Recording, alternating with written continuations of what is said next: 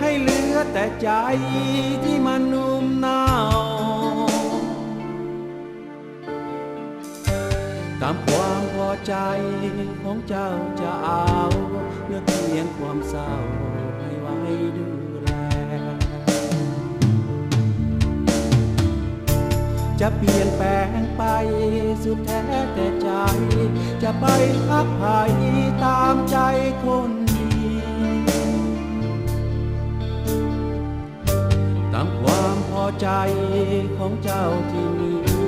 ค่อยบอกมีสิทธิ์จะไปขัดขวางสัญญาเป็นเพียงลมปากที่เจ้าทำเพ้อเป็นเพียงความฝันเพียงคำละเมอเป็นเพียงความเพ้อ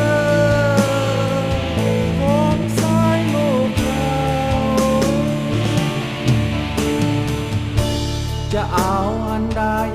เอาไปไกลๆขอลมหายใจเหลือไว้บรรเทาเลิกความเจ็บป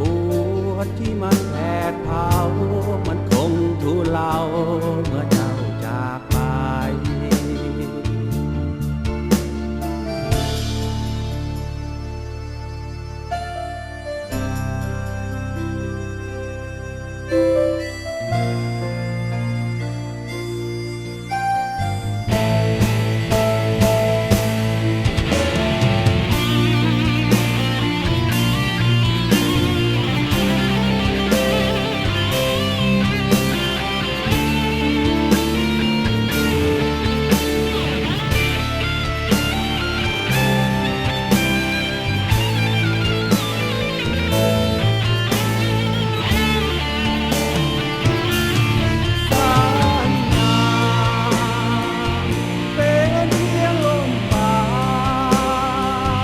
ที่เจ้า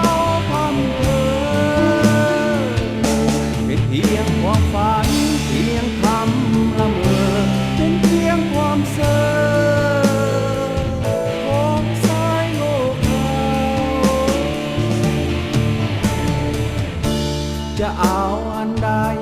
เอาไปไกลๆขอลมหายใจเหลือไว้บรรเทา